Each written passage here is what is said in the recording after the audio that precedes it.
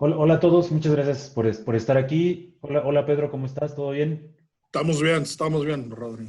Qué bueno, me da gusto Pedro.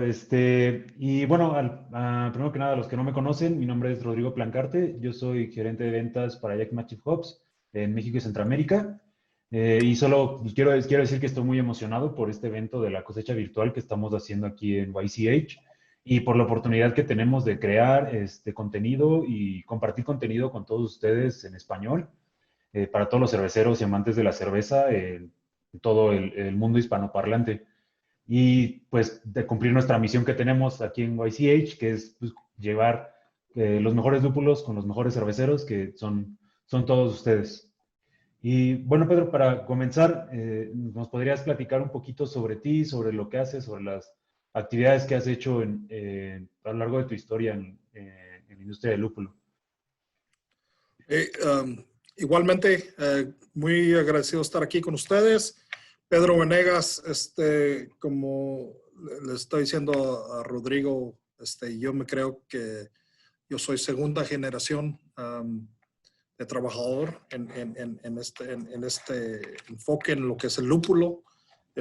Mi padre emigró en el 1964 y tenía un contrato para venir a trabajar en el lúpulo en esos años. Y de ahí para adelante, nosotros todo lo que hemos sabido hacer es trabajar en el lúpulo desde el 64 hasta ahorita. Desde muy chico,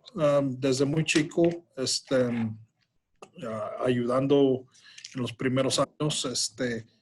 Um, y yo hice mi primer corrida a los 15 años. Um, entonces ya llevo 30 corridas o más de lo que he hecho. En el rancho uh, hice mi primer, como les dije, hice mi primer corrida a los 15 años trabajando de noche. Cuando trabajaba de noche, trabajaba mi turno, iba para la casa a dormir unas 2 horas, um, levantarme, ir a la escuela, regresar de la escuela, dormir otro rato e irme a trabajar otro día. En ese entonces, De regreso al jale. sí, en ese entonces las cosechas no duraban tanto como duran ahorita. Ahorita son 30 días o más. En ese entonces, 18 o 20 días. Y parte de esas todavía no empezaba la escuela. Entonces, en realidad, a lo mejor lo hacías por unos 10 días que todavía ibas a la escuela y trabajabas al mismo tiempo. Trabajé en el rancho hasta el verano del 93. En el verano del 93, yo sabía que en ese entonces los dueños del rancho donde yo trabajaba, los dueños eran Peraltas, Peralt Family, Carpenter Family, Smith Family. Um, y me recuerdo platicar con Steve Peralt y sabía que estaban abriendo una bodega o ya tenían una bodega en Sunnyside y le hablé de que me interesaba. Y dijo, pues si quieres te consigo una entrevista. Me consiguió la entrevista. Entonces, agosto del 94 empecé a trabajar en Yakima Chief. Bueno, en ese entonces, como estábamos hablando, en ese entonces el nombre todavía no existía. Trabajaban sobre otro nombre, pero en el 97 fue cuando oficialmente se formó o se empezó a usar el nombre de Yakima Chief. Y ahí fue que se unieron más productores, ¿no? Sí, señor. Entonces, en ese entonces, nomás eran los tres dueños. En ese entonces se asociaron con más dueños para entonces de veras juntarse y tratar de ser una fuerza en la industria para tratar de hacer la conexión.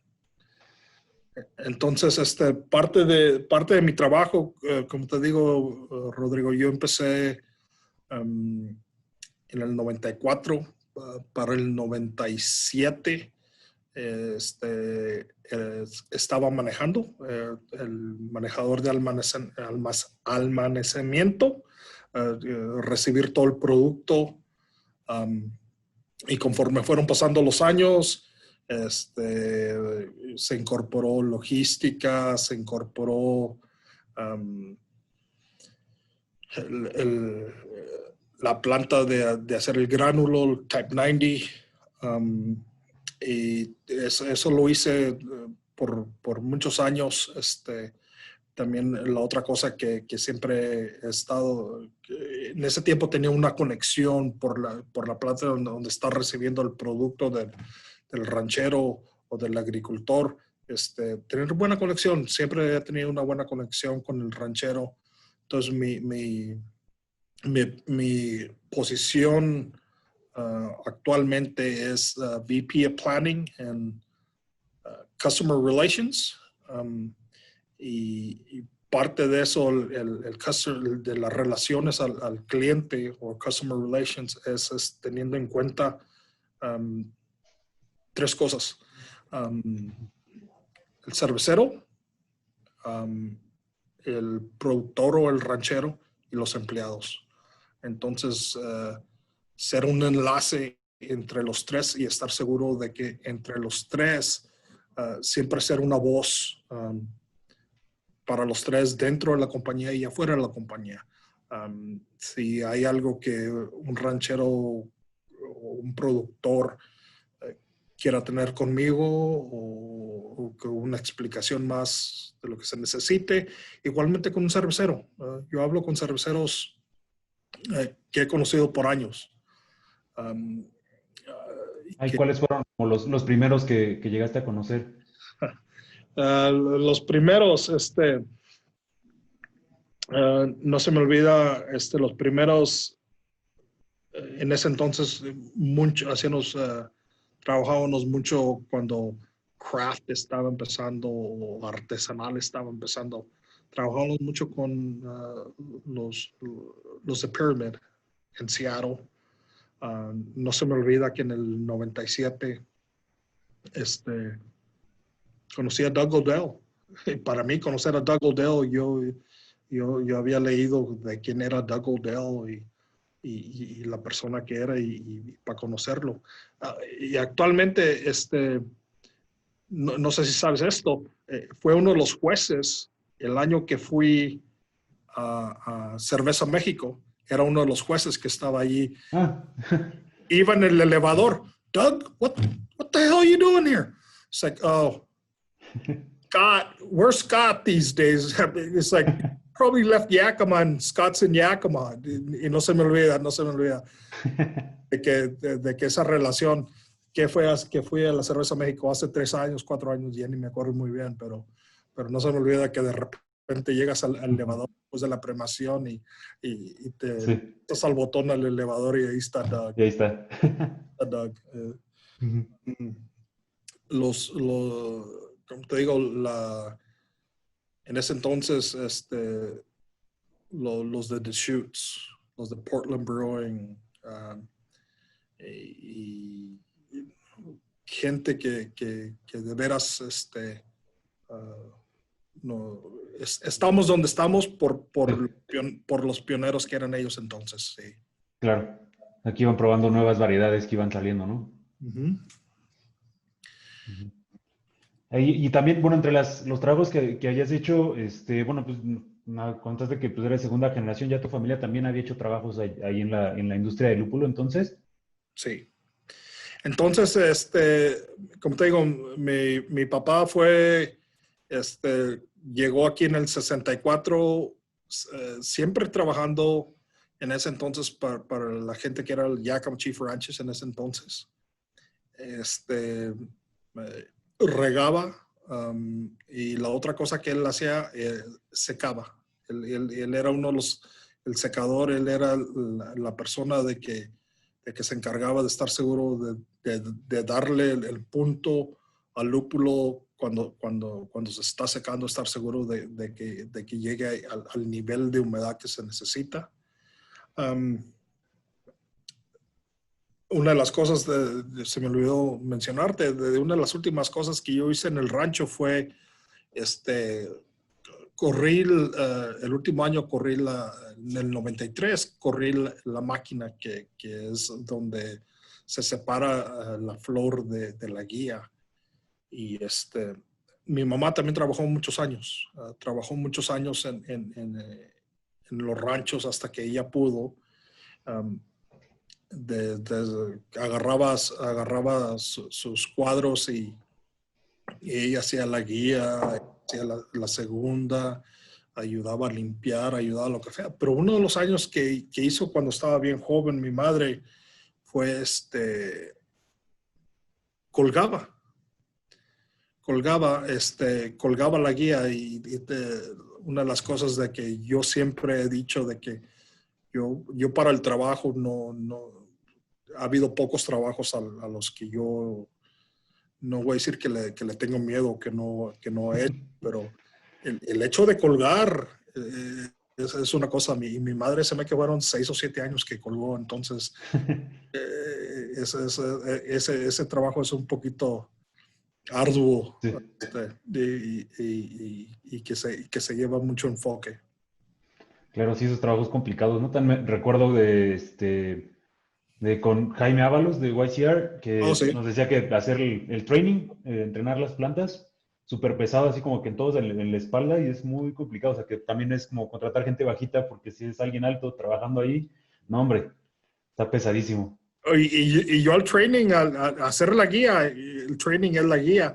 Yo a eso no le tenía miedo, como te digo, ya no le tenía miedo, pero sí, es trabajo que de veras con la gente que tienen y hacer esos trabajos y es como todo, tienes que cuidar y nutrir la planta y no parte tienes que dar enfoque a la planta también. Si no nada más la puedes dejar que haga lo que ella quiera. Necesitas Claro, darle un enfoque para estar seguro de que haya producción. sí. Ahí ese enlace, Pedro, ¿por qué es importante que esté esta comunicación entre el cervecero, el granjero y, bueno, obviamente con los empleados? ¿Por qué es importante este triángulo? Ahí no sé si nos puedes platicar un poquito cómo era antes. Yo sé que tal vez no era una conexión tan directa y ahorita nos enfocamos en trabajar que la comunicación sea transparente, sea clara. ¿Por qué es importante eso? Cuando yo empecé, yo conocía a 2 cerveceros. Cuando yo empecé, yo conocía a 2 cerveceros. Y había veces de que venía alguien y no sabías quiénes eran. Pero conforme fue evolucionando,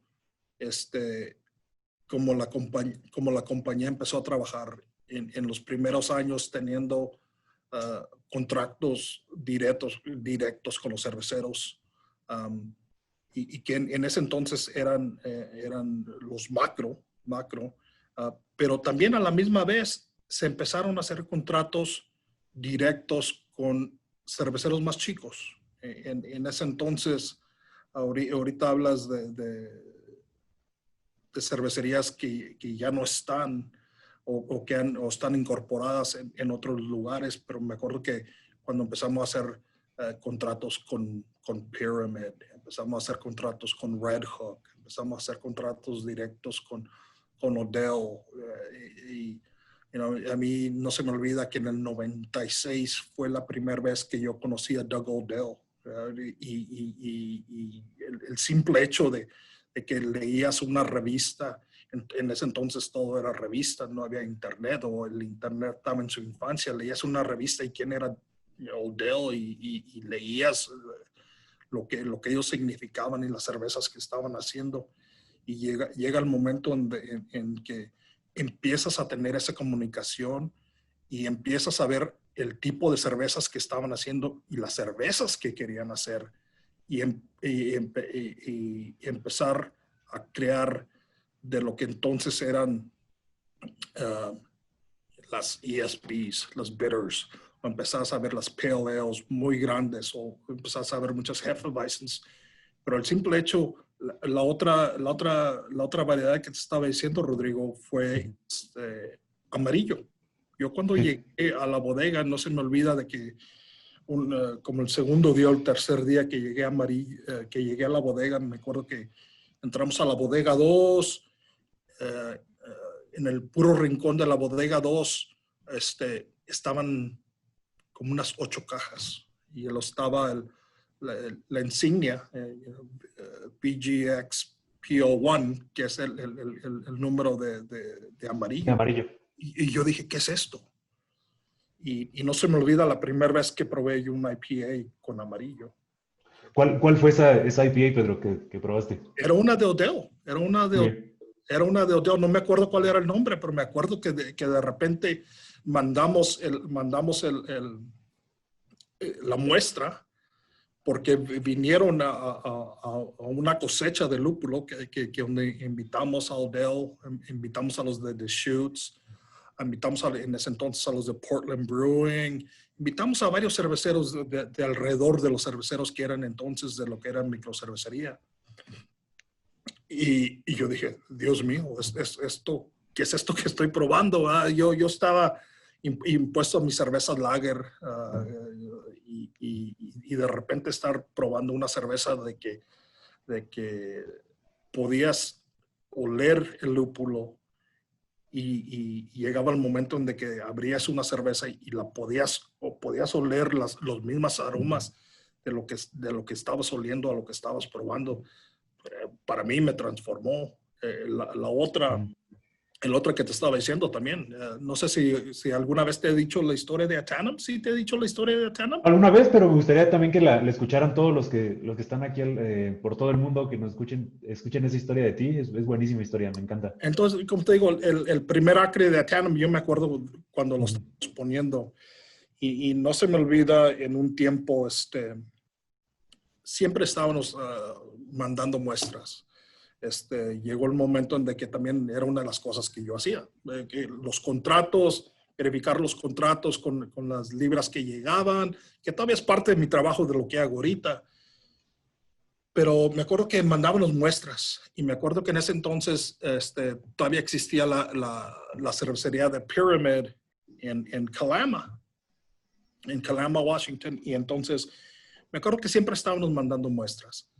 Y mandamos una muestra y no se me olvida que en ese entonces el gerente de la compañía en ese entonces me habló, hey, en algún tiempo acabo de recibir una llamada muy curiosa, en algún tiempo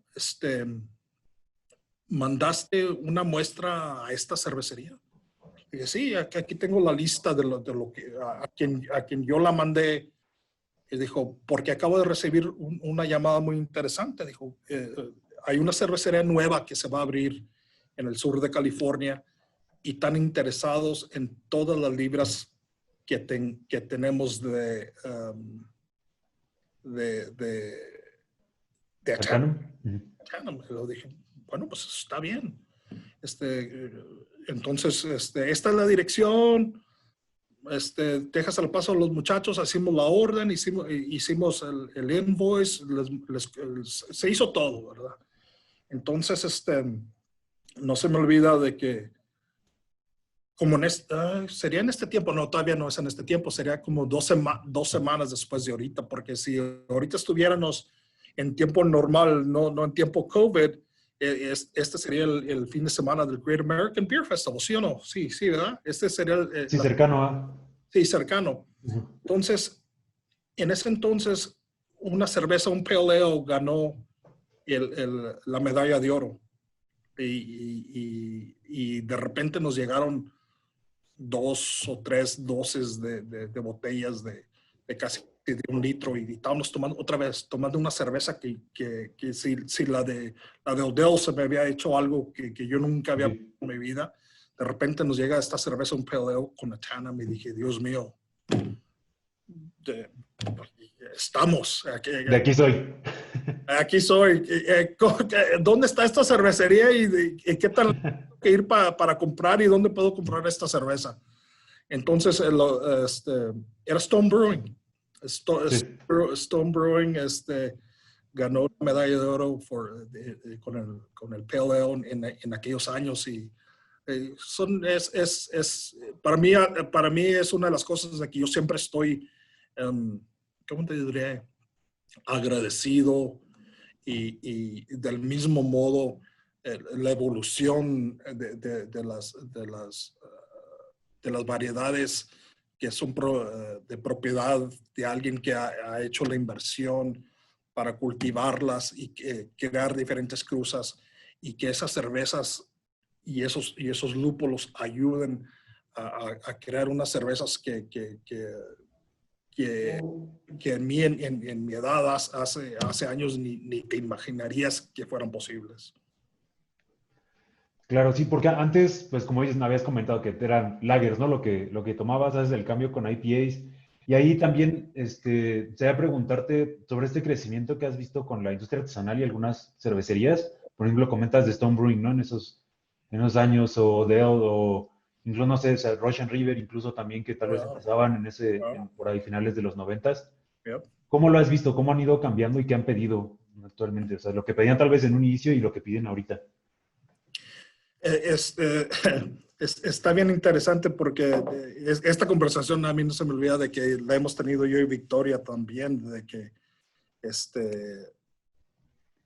son variedades que ha habido cosas que pasan dentro del mundo, lo mismo que pasó con Atanam, lo mismo que pasó con lo que pienso con Odell, lo mismo que pasó con Simcoe y otras variedades, que de repente llega un artesano y formaliza una cerveza de que transforma el modo de pensar y transforma el modo de que alguien empieza a pensar de una cerveza.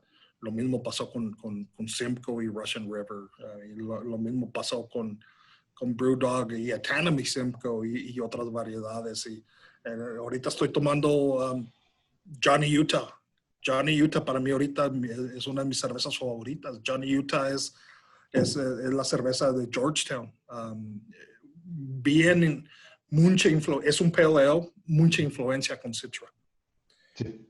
Pero la pruebas y dices, Dios mío, otra vez digo, Dios mío, pero es que es una transformación que yo cuando estaba empezando y de chico en el lúpulo, nunca llegar a pensar de que un día íbamos a estar tomando esta clase de cervezas. Y nunca ofrecer es esta clase de lúpulos. Ahorita, más antes podías pasar por un cultivo de lúpulo y ya estaba listo para piscarse y nunca te daba un aroma. Ahorita pasas por un cultivo de lúpulo, ahorita afuera está a estar como unos 92 grados Fahrenheit y vas pasando por el cultivo, vas con los vidrios bajados y te empiezan a dar los aromas de cuáles son las cosechas que ya van a estar cerca de estar listas para que se cosechen. Llegas a los lugares donde se está secando y donde se está piscando el lúpulo y de lejos te da los aromas. La planta de lúpulo aquí todavía no se prenden, se van a prender a lo mejor aquí en unos 7, 8 días, a lo mejor menos. Pero a los alrededores, especialmente en las tardes y en la noche, tú puedes estar a 10, 15 cuadras y los aromas que se enfocan en el área, sabes, están corriendo Simcoe, o pasas, están corriendo Citra, porque son unos olores, se me está haciendo agua a la boca. Sí. No quiero exagerar, pero se me está haciendo agua a la boca. Sí, nada haces que nos den más ganas de ir para allá y estar Sí, sí. experimentando eso otra vez. Pero mira, es virtual. Eso es Sí. una de las cosas de que es virtual. Quisiera ver un modo de que a lo mejor una aplicación donde poner el mentado sniffer, ¿verdad? Poner en la planta que esté dando el olor y luego que puedas hacer clic en el Hova app y lo que... están corriendo Citra ahora. Todavía no se puede. Bueno, un poco más de tecnología para eso, Sí, pero un poquito más. esperemos pronto, ¿no? Y sí, bueno, de esto de los aromas comentados, pues me imagino antes, o sea, cuando estabas de chico en la pizca y, bueno, un poquito más adelante, pues la mayoría eran variedades pues, para amargor, ¿no? Para estas cervecerías macro. Me imagino, Columbus, bueno, CTZ. ¿Qué otras variedades eran las primeras que estaban cultivando cuando empezaste? Me acuerdo mucho de Galena. Ujú. Recuerdo mucho de Chinook en aquellos años. Chinook es de mi edad. Chinook fue el release de Chinook fue en el 70, entonces 71. Me acuerdo mucho en ese entonces de Cluster. El Cluster. También. Entonces me acuerdo que en ese entonces decían que era early cluster and late cluster, you know, y todavía hasta ahorita todavía hay gente de que todavía cosecha clusters. Entonces, ay, Dios mío, a ver si me acuerdo.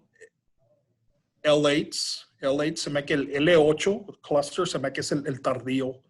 Y entonces no me acuerdo cuál era el temprano, pero era la indicación de que si tenías cluster temprano o tardío. Sí.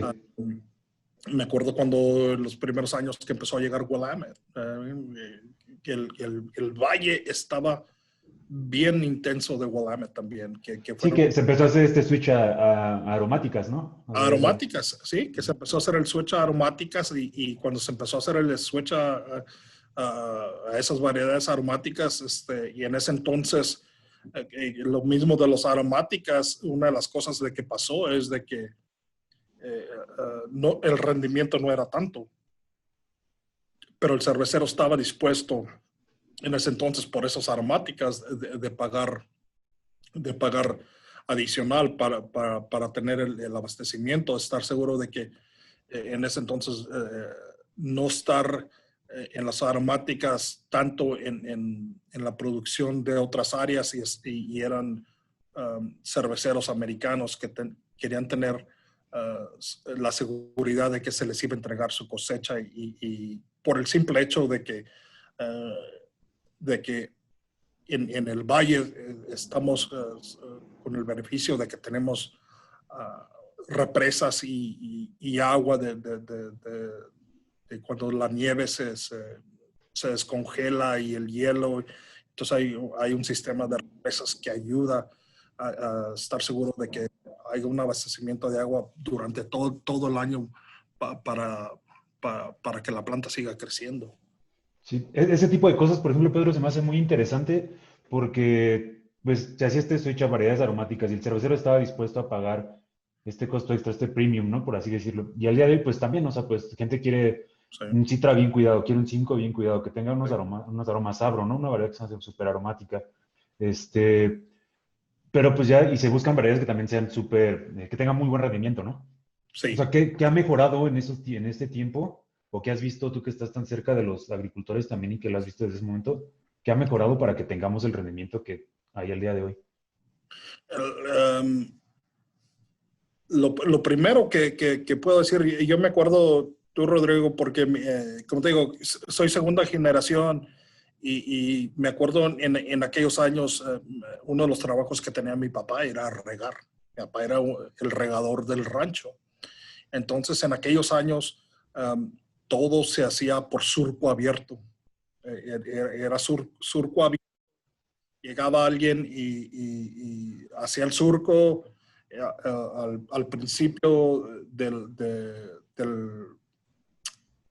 la plantación. Había o canal abierto que después se sacaba el agua con tubo o con manguera, o había un sistema de válvula donde le abrías a la válvula y estabas echando agua a surco abierto. Entonces, no se me olvida de que estaban numeradas las postas que están en la orilla y sabías, el surco 22 todavía no llega a la orilla, el surco 34 todavía no llega a la orilla. Y entonces pasábamos y yo me acuerdo que yo era el que le ayudaba a mi papá a anotar el 24. Él me decía, poquito, una P. Y luego ya cuando nos íbamos al otro lado, y luego él iba ahí tratando de darle control a la válvula y estar seguro que se regara todo parejo, ¿verdad?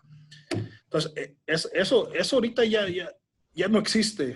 Ahorita todo es goteo. Ahorita son sistemas súper eficientes que hay goteo, de que está seguro. En ese entonces, si había una tusa o había algo que de repente en el surco abierto, de repente se te deslavaba el surco y no te dabas cuenta, toda una noche y todo el surco sin agua. Y si estaba a unos grados de 100 grados y tú pensando que tienes agua ahí y no tienes, ahorita no, ahorita es todo a goteo. Hay sistemas de goteos bien, no complicados, pero bien diseñados que todo se puede hacer de un teléfono. Puedes abrir válvulas, puedes estar, Sí. hay sensores de humedad en la tierra en diferentes porciones de la plantación. Puedes regular qué tanto, en qué área y dependiendo qué tan difícil estén las inclinaciones. Hay gente que hasta tiene bombeo la mayoría de los bombeos son de norte a sur, pero hay gente que bombea agua también del sur al norte. Estar seguro que al mismo tiempo está llegando el agua en todos lados. Y los nutrientes, más antes era, si puedes decir que los nutrientes, si necesitaban nutrientes adicionales, todo estaba regado en gránulo, lo descultivado dentro de la tierra. Ahorita si hay necesidad de nutrientes, se pueden inyectar directamente en el sistema de goteo. Y aparte de eso, se toman muestras de la planta. ¿Qué tan saludable está la planta? ¿En realidad necesita esto? ¿En realidad no necesita esto otro? Si no necesita potasio, ¿para qué le pones potasio? Si no necesita nitrógeno, ¿para qué le pones? O necesita nitrógeno, hay que añadirle nitrógeno. Y siempre estar tomando las muestras y llevar un sistema eficaz donde no estás desperdiciando nutrientes en lo que la planta no va a absorber y ayudar.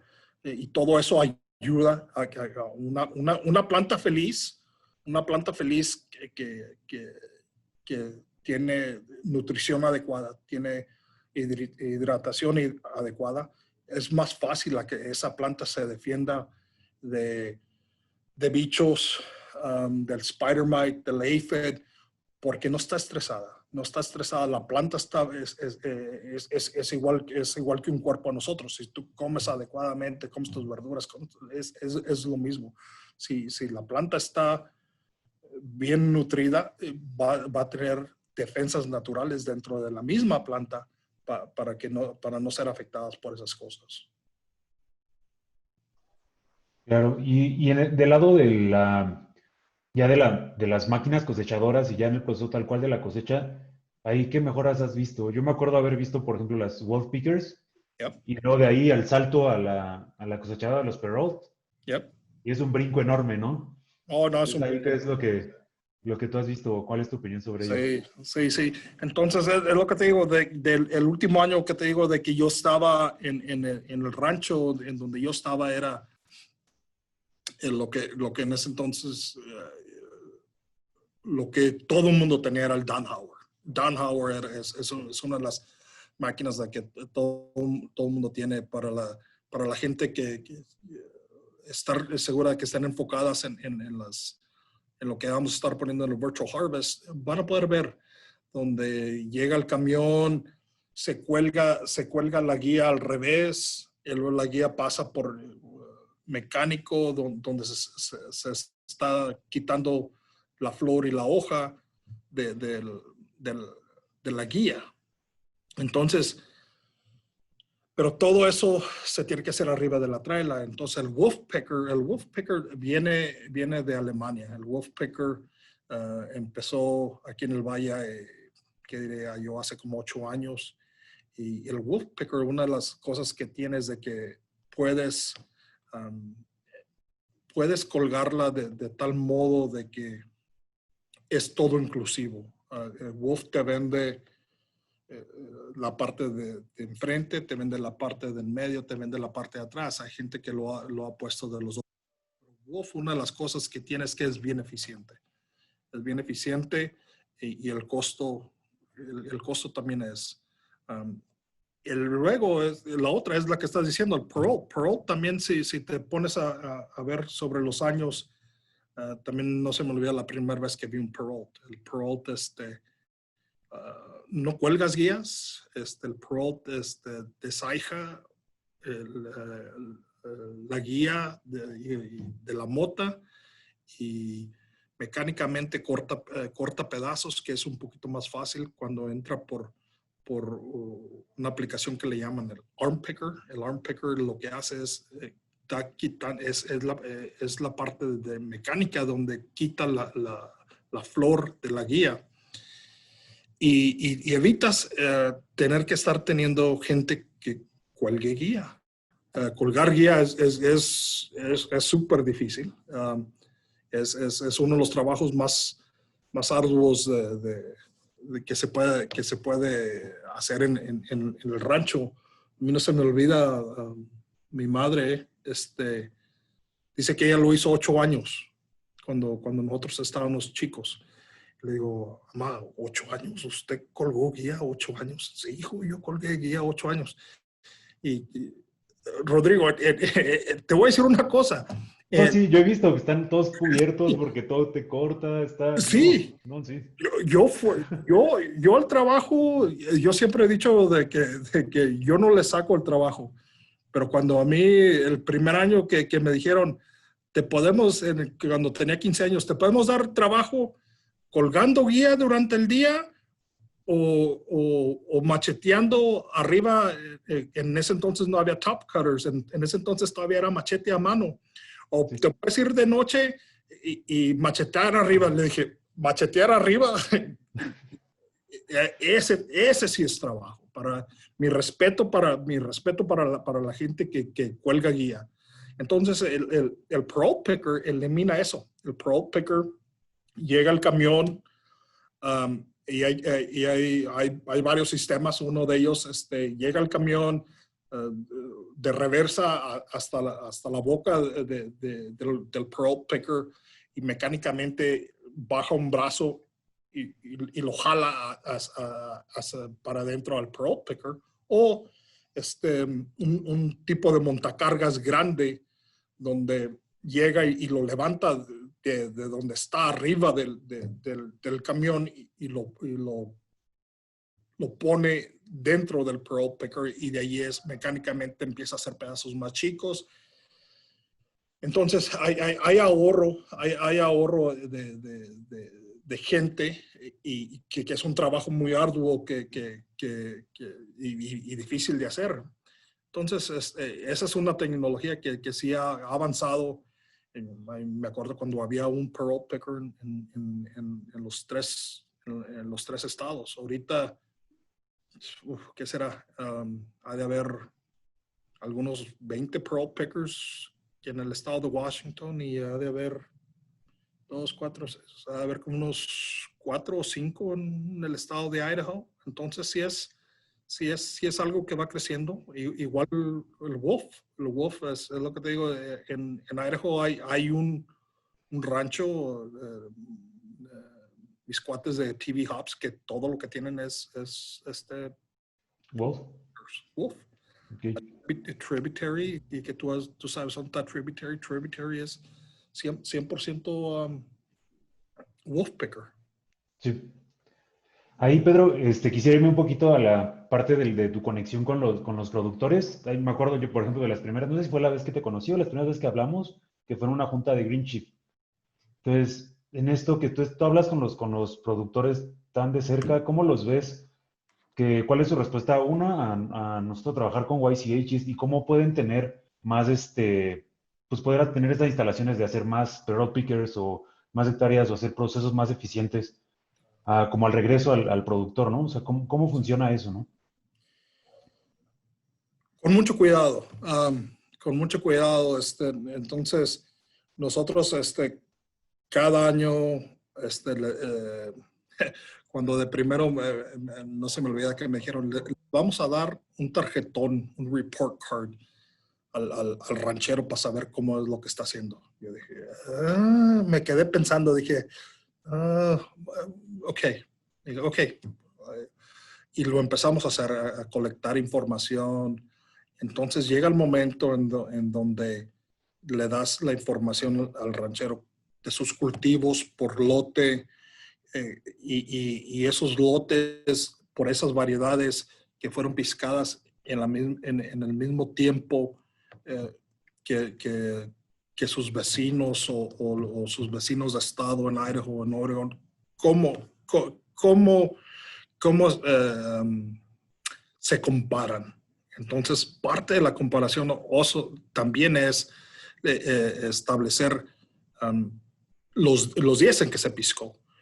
Pero la evolución de eso fue de que conforme empezamos a tomar toda esa información fue, bueno, si de veras queremos mejorar, necesitamos que mejorarlo en un modo donde les estamos dando la información, pero ahora necesitamos empezar a guiar. ¿De qué modo podemos efectivamente guiar al ranchero a que coseche sus cultivos en los tiempos apropiados? ¿Qué información les podemos empezar a dar?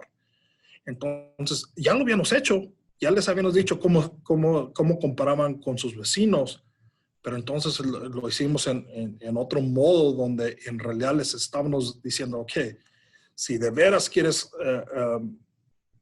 cosechar esta variedad para nosotros, necesitas hacerla del día 6 al día 12, por ejemplo. ¿Qué capacidad tienes? Sí, y ¿cómo que qué capacidad tienes? Sí, ahora vamos a ver los últimos 2 años, los últimos 3 años del report card que te hemos dado o de tu tarjetón, y vamos a ver entre esos días cómo con las variedades que estabas piscando, en qué punto estás con tus compañeros o con tus vecinos. Entonces fue la evolución de Yakima Chief Ranches, empezar a decir, para cosechar Simcoe necesitas nada más entre estos días y estos días. Citra entre estos días y en estos días. Mosaic en estos días y en estos días.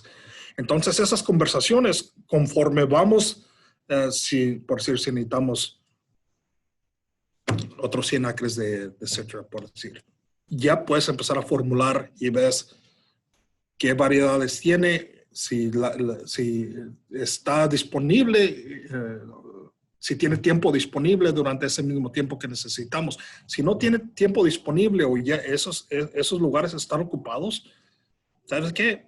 Esa variedad ahorita, para las variedades que tú piscas en ese tiempo, no se puede. No se puede. Necesitamos enfocarnos en otras cosas, porque lo último que queremos es darle una variedad a alguien y no va a poder llegar a la meta, o lo vamos a hacer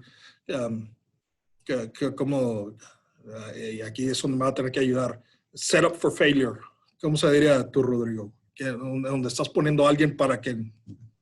Pues darle un producto de calidad, ¿no? Vaya, para que pues no lo friegues todo el proceso que ya lleva. Sí. Sí. Sí. Entonces, y son conversaciones que tenemos, son conversaciones que se tienen con el equipo, y estamos seguros de que no vamos a poner a alguien en una situación donde no va a poder producir a la calidad o en el tiempo que queremos. Y eso es un enfoque bien grande de lo que de la compañía hace en conjunto con Yakima Chief Ranches. Si ahorita tú ves y podemos ver la cantidad de gente que tiene Yakima Chief Ranches dentro del valle, dentro de este valle, dentro del valle en Idaho y dentro del valle en Oregon, es todo lo que se está haciendo ahorita. Monitorando la madurez de los files, monitorando cómo, lo alto que se está poniendo algo a secar, monitorando el tiempo que se le da de repuesto al producto antes de que se pone en el empaque final, que después se entrega a las bodegas que tenemos en los 3 estados. Claro, sí, llevar esta, pues, monitoreo y también planeación y pues que va realmente a lo que platicamos, este triángulo que hay entre, pues, YC o los empleados con los agricultores y con los cerveceros.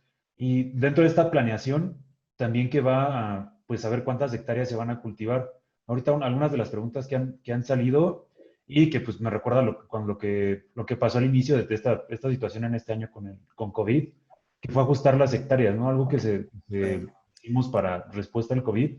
Y pues nos preguntan acá, por la app de Cuba, que más o menos qué se está haciendo, cuál es la respuesta o qué se ve hacia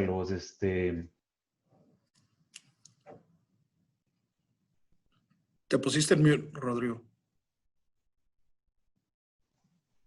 O alguien te puso en mute. Yo no. no,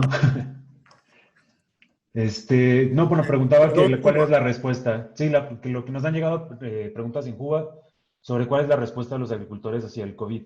Y pues me venía a la mente lo que se hizo a principio de esta situación con el ajuste de las hectáreas. Entonces, ¿qué te han dicho los agricultores o qué has escuchado de ellos? Um, Dos partes. Este, son bastantes conversaciones y son día a día. Ahorita, por ejemplo, tengo un ranchero de que ahorita estaba trabajando con gente del departamento mío, de que tengo un ranchero de que dije que iba a crecer esta variedad y sé que mi contrato eran 100,000 libras de esta variedad, pero sé que teníamos que ajustarla y en ese entonces yo quería estar seguro que llegara a la cantidad de lúpulo para esa variedad que tenías vendido. Entonces el otro día me habló, dijo, lo voy a piscar dentro de 7 días, dime cuántas libras en realidad necesitas. Quiero ser responsable, quiero estar seguro de cuántas libras son las que vas a necesitar y va a llegar el momento en que voy a llegar a mi contrato y voy a parar de piscar esa variedad porque sé que no es necesaria. Coseché, coseché toda la plantación porque en ese tiempo era más fácil para hacer eso, pero para él es más fácil estar seguro que llene su contrato y estar seguro que el lúpulo ese que en realidad necesite el cervecero esté disponible. Um, y la conversación y todavía para el futuro. Hay gente que nos está diciendo, sabemos en la situación que estamos, sabemos que puede haber tiempos difíciles, sabemos que puede haber variedades difíciles, lo más pronto que nos puedan dejar saber qué es lo que se va a necesitar para el año que viene, qué es lo que a lo mejor no se necesita ahorita, estamos dispuestos. Cuando nosotros hicimos los cortes que se hicieron con estos rancheros, lo hicimos, fuimos activos en cómo lo hicimos. Estar seguro de que no fue, decimos que fue un corte de 7 a 9%, 9%. Pero cada variedad para cada ranchero no fue el 9%, el 7%, el 10%. Pudo haber sido más, pudo haber sido menos. Lo que queremos estar seguros es estar tratando a cada uno de ellos del mismo modo. Si íbamos a cortar un monto, cortamos el monto donde fue equitativo financieramente para todos, representando lo que ellos entregan a la compañía. Entonces no nos fuimos con nada más con una pura persona y le decimos, no, tú 100 acres de Cascade. No, lo hicimos equitativo durante todos los productores que tenemos y estar seguro para nosotros es que esos productores estén con nosotros a largo plazo. No es tratar de eliminar la persona o que no esté dentro del sistema de Yakima Chief a corto plazo. Para nosotros todo esto es a largo plazo, no nada más para los que son dueños de la compañía, sino para la industria. Sí. La industria, yo, si Dios quiere, para el viernes voy para Oregon. Tengo muy buenos contactos en Oregon. Ahorita tengo uno de los señores que trabajo, viene de regreso de Idaho. Se acaba de aventar 2 días en Idaho. Entonces, son cosas que hacemos y tomando en cuenta a todo el mundo, como te dije antes. Porque queremos estar seguros de proveerle trabajo a nuestros empleados, que ellos puedan proveerle trabajo a sus empleados de ellos, porque en realidad todos somos una familia y somos una comunidad. Sin cada uno de ellos y sin cada una de esas comunidades donde ellos viven y donde nosotros vivimos, vamos a fracasar. Y el intento aquí no es fracasar, el intento aquí es seguir adelante. Como te digo, yo soy segunda generación de alguien que ha trabajado para la industria. No lo digo del mismo modo como los dueños, pero yo soy segunda generación y para mí mi esperanza es de que si un día mis hijos quieren entrar a esta industria, que la industria exista para ellos como un recurso para poder trabajar. Simple. Claro. Sí, pues es esto, básicamente sería la respuesta o cómo estamos respondiendo a estas crisis, pues es trabajar juntos, o sea, mejorar juntos y pues que sube el agua y que todos los barcos de todos floten, ¿no? O sea, Ahí también sobre esa línea de cómo respondemos o qué ha pasado a estas crisis o estos eventos con los que nos estamos enfrentando. Otra pregunta que nos hacen por la aplicación de Juba es sobre el calentamiento global. O sea, cómo cambia el proceso de la cosecha de lúpulo con respecto a la situación que se vive ahora del cambio climático y tal vez qué se ve hacia el futuro con esta situación. Difícil de contestar, difícil de contestar. Una de las cosas de que nosotros vivimos en un área súper árida. Si nos ponemos a ver lo árido que es el valle, es lo que le llaman high desert, es un desierto. Entonces, parte del calentamiento global es también lo caliente, los días calientes que se pueden ofrecer durante el año. Y en realidad, para nosotros y con los mismos sistemas que te estaba diciendo, y hay muchos estudios que se han hecho, y yo no soy un experto en calentamiento global ni nada de eso sí quiero estar seguro de decir, pero hay estudios que se han hecho, por decir, en Palm Springs, hay estudios que se han hecho aquí en el valle de que con sistemas más eficientes de regar, ya sea la fruta o lo que sea, en realidad nosotros dentro de este valle hemos eliminado largos periodos de calor, sea por ciencia, sea por lo que sea, pero más antes yo me acuerdo que nos aventábamos 20 días al año de los calores de 100 grados o más. Sí nos llegan calentamientos de esas temperaturas, pero se me hace que al mismo modo del mismo modo que se han puesto mejores modos de regar, también han ayudado a mantener unos calores más estables. Como te digo, no soy científico, no quiero decir que soy científico, pero yo nomás lo único que estoy diciendo es lo que yo durante mi vida, que son más de 40 años que he vivido aquí en el Valle, en realidad nosotros hemos mirado de ser súper caliente, hemos mirado que esos grados han bajado para nosotros.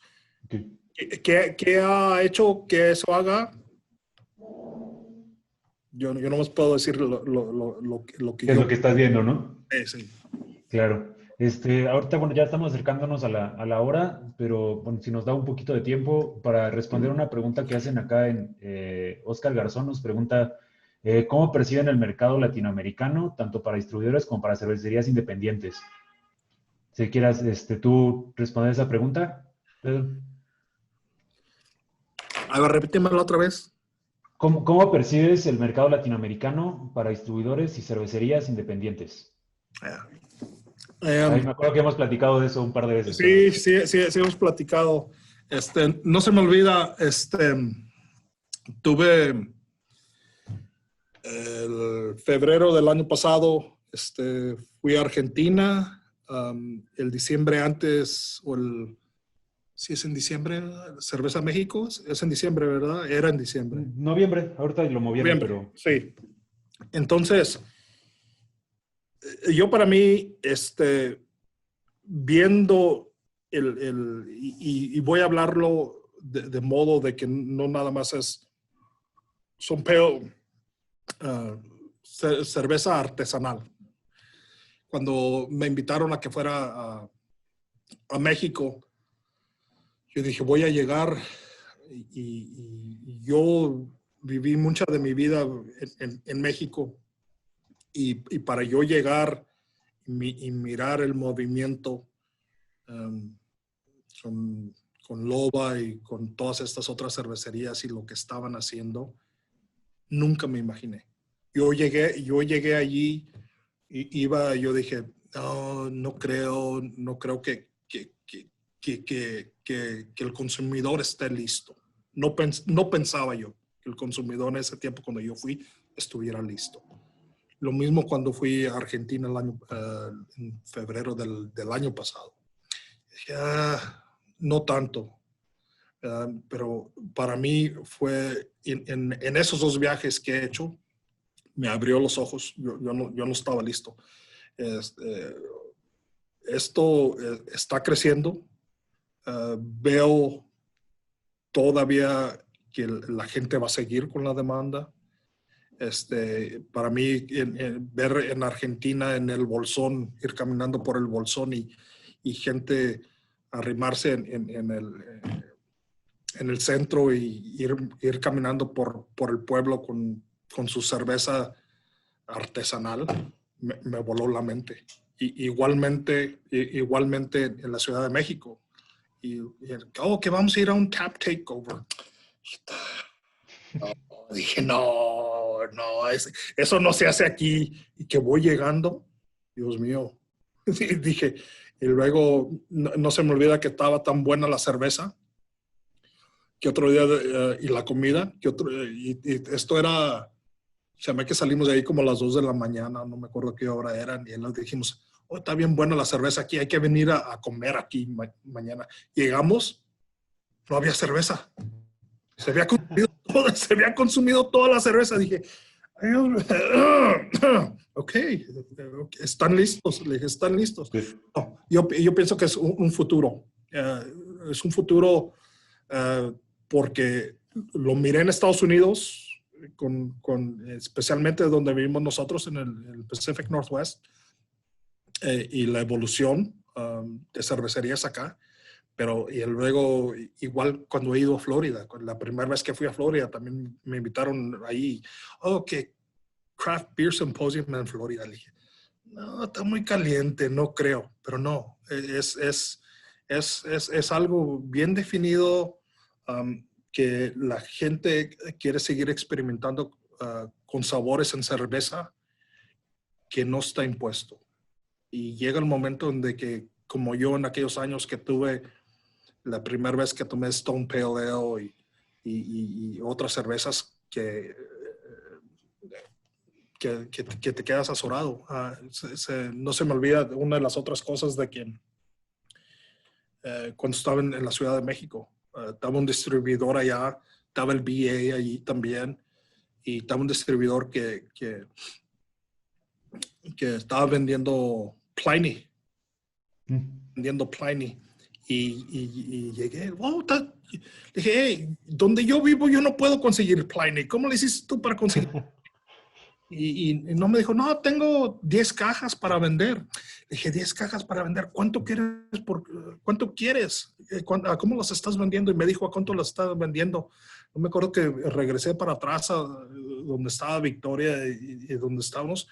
Le dije, hey, ¿cuál es ¿qué tanto gana alguien aquí? ¿O cómo funciona esto? Y luego, a lo que como estaba vendiendo la cerveza, yo dije, no las va a vender. Regresé al siguiente día, ya habían vendido la mitad. Regresé más tarde, ya se le había acabado. Entonces, es una de esas cosas de que se me hace de que si el producto es bueno, si la calidad es buena, puedes ir a comprar cerveza aquí con nosotros, puedes ir a comprar cerveza de vaso por $1, o puedes ir a comprar cerveza de $5. Si el producto es bueno, el producto es bueno. Y estamos en una situación de que mientras esté elaborando el producto de calidad y el consumidor lo siga pidiendo, vamos por buen camino. Sí, coincido totalmente, también es lo que yo he visto, sí va en crecimiento y la gente también está buscando cada vez producto de mejor calidad. Y como dices, si el producto es bueno, pues va a haber espacio para él, ¿no? Este, ya para cerrar, no sé si tengas tú, Pedro, algunos comentarios de cierre, algo tal vez que veas hacia el futuro de la cosecha, o algo que quieras decir a todos los que nos están escuchando. Que estén seguros, cuídense mucho. Vivimos en unos tiempos curiosos, pero quiero que la gente se cuide.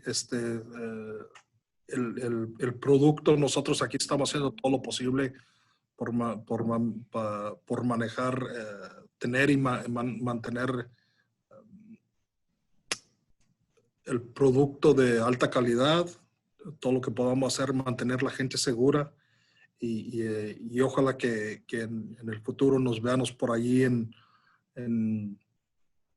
el Bolsón, en una cerveza México, en donde haya, y que podamos en el futuro tomarnos una cerveza juntos.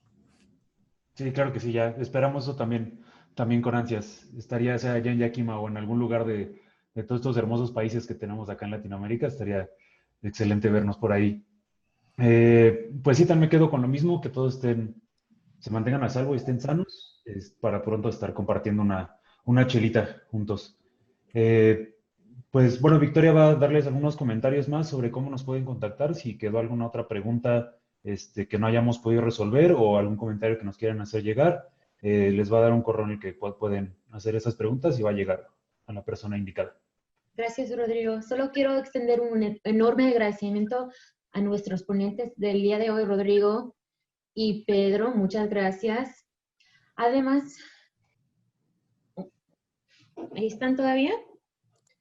Pues ¿Sí? muchas gracias. Vamos a estar ahí en las grabaciones. Van a estar grabado y disponible en nuestra página web, que es virtualharvest.com, o dentro de la aplicación Juba. También pueden descargar la presentación desde el sitio web y la aplicación. Gracias a todos por acompañarnos hoy en esta sesión de Virtual Harvest. Espero verlos en la próxima. Gracias a todos. Adiós. Victoria, ¿cuándo es la próxima? ¿Tenemos la otra con loza? ¿Para qué día? Sí, Rodrigo, ¿lo quieres hablar de eso? Sí, los invitamos también a todos la próxima semana, el 9, tenemos otra charla con Loza Farms, que son la única granja de dueños hispanos en el Valle de Yakima y probablemente en todo Estados Unidos. Entonces va a ser una entrevista que van a estar Pedro y su servidor ahí. Lo esperamos con muchas ganas para que nos acompañen ahí. Y Victoria, si nos podrías dar el correo en el que nos pueden hacer llegar algunas preguntas, el de Hope and Brew School. Sí, lo puedes mandar en la aplicación del Juba. Ok, perfecto. Pues muchas gracias a todos. Gracias. Thanks, Nicole. We're good to go.